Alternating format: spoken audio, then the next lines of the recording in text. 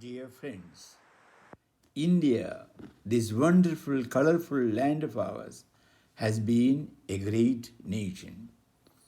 Vedic civilization is the oldest in the world, and our Indus Valley civilization, with more than 1,500 cities like Harappa and Mohenjo-daro, is the biggest. Peace loving, harmony loving religions like Buddhism, Jainism, and Hinduism emanated from this land and spread far and wide. Our land, India, has been a great nation. Ancient India excelled in Vedic literature. Epics like Ramayana and Mahabharata, Puranas, Kalidasa's great poetry and prose, they're all excelling, and no other literary piece has matched them. It excelled in science. India excelled in science, mathematics, astronomy, philosophy, architecture, metallurgy, trade, warfare, and astrology. The first known mention of the solar system was found in the Vedic text of Rigveda. Yoga originated over 5,000 years ago in India, and that is also found in Rigveda. India has been a great nation. Centuries before Copernicus, Johannes Kepler theorized about the heliocentric system. Aryabhatta had postulated heliocentric theory, and all these details are in his famous work Surya Siddhanta. He calculated astronomical distances and even predicted eclipses. We had many such great minds.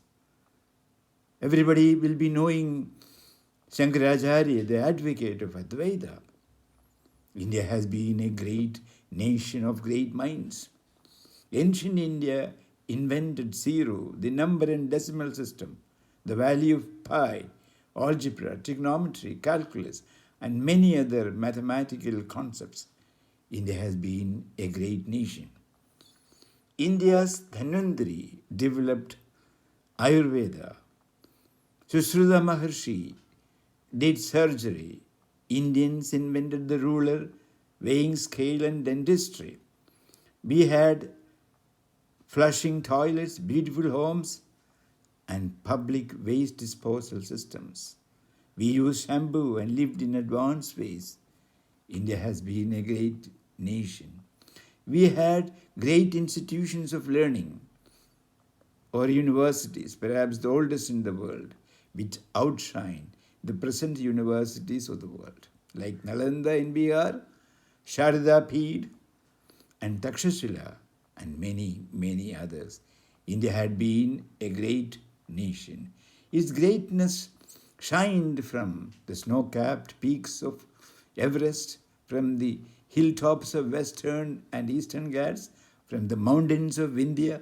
It reverberates in the billows of the Indian Ocean, the Bay of Bengal, and the Arabian Sea, which make it a peninsula.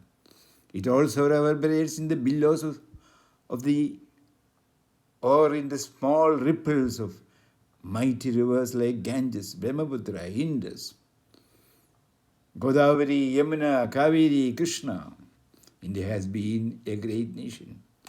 It has been a land of peace, prosperity, and harmony, echoed in the plains and mountains, in the cities and villages.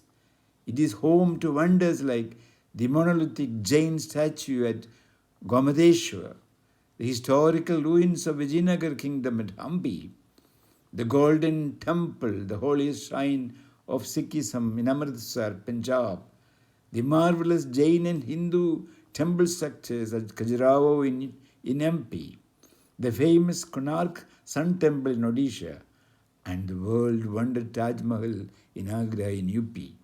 People came from the far east, from the far west, and from the far north, and from the far south to marvel at a great culture and rich way of life. India has been a great nation. The Indian subcontinent had the largest economy of the ancient period. From the 1st to 17th century, we were the richest country in the world. In the ancient period, We had immense treasure stocked in temples like Somnath, like perhaps the present ones like Tirupati and Sri Padmanabha Swami temple in Trivandrum now. In, its riches and glory were so well known that conquerors rushed in. First came the Aryans, then came the great Alexander, and of course the Turkish Mahmud of Ghazni came all the way to loot the Somnath temple, and he did it 17 times. He took away a booty of 100 million dinars or 210 million Indian rupees then. The present value will be much, much higher. Just imagine how many $1 billion would that be now. Temple desecration was very common during the campaigns of Persian, Turkish, and Mughal conquerors. There is no accurate account of the wealth looted by them. India has been anyway a great nation, and they must have had a big booty of everything. Before the arrival of the Europeans, we were highly industrialized. Our exquisite jewelry, ceramics, precious stones, metal products, cotton, wool, linen, and silk, silver, and gold were famous all over the world. India had a great architecture and great engineering works. India had great merchants, businessmen, and bankers. We were the greatest shipbuilding nation. We developed commerce and trade by land and sea, which extended to all the known countries of the time. Our spice trade, silk, gold, and diamonds were the envy of every Western nation. India had been a great nation. The Europeans who had concentrated on war machinery remained poor all the time. Might was right for them, and they became the masters of this great, rich, divided nation through bribes, treachery of the local rulers, and they looted the wealth of this great land ever since. The Britishers deindustrialized India by destroying our textiles, steel, shipbuilding, diamond, and other industries. We missed the Industrial Revolution. They collected taxes and undue revenues from Indians, whom they treated like slaves, and robbed them of their initiatives in education and industry. We literally bled under the British. Historians like Will Durant termed it the greatest crime on humanity ever perpetuated.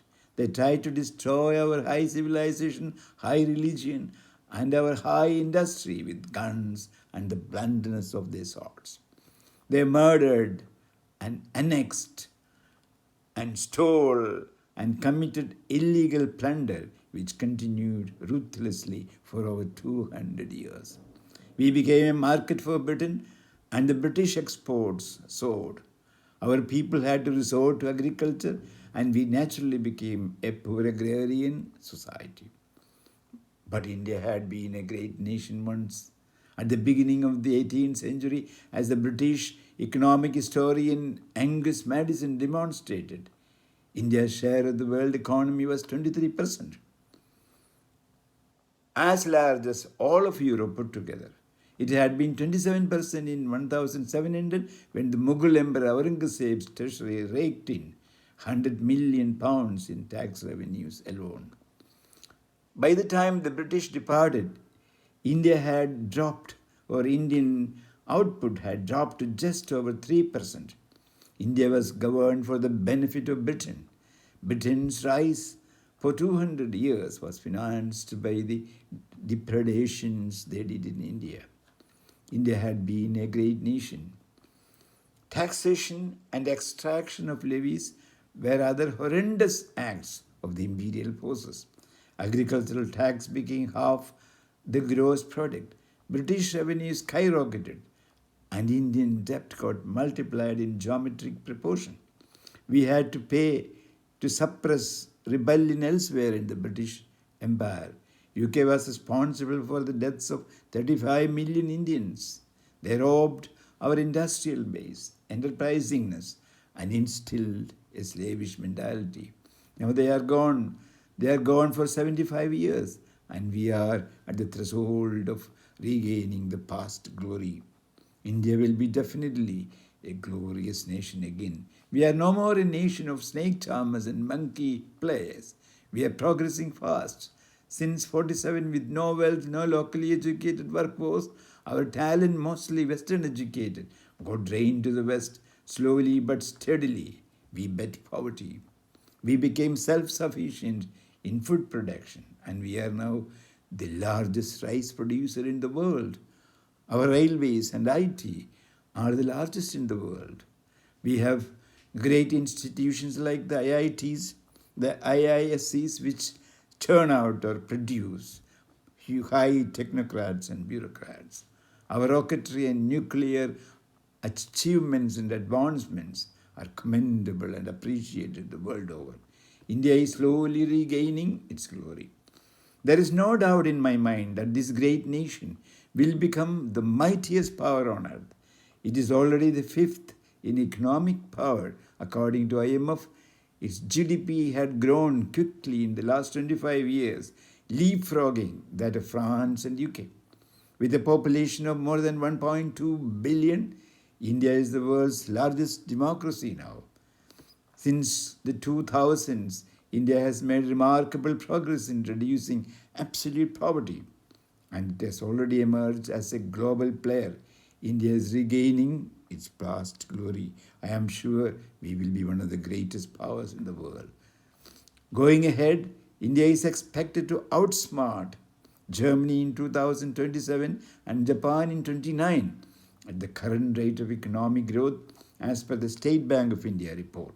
In 75 years of independence, we have achieved a lot in every sphere of economy. India is the fastest growing economy of the world.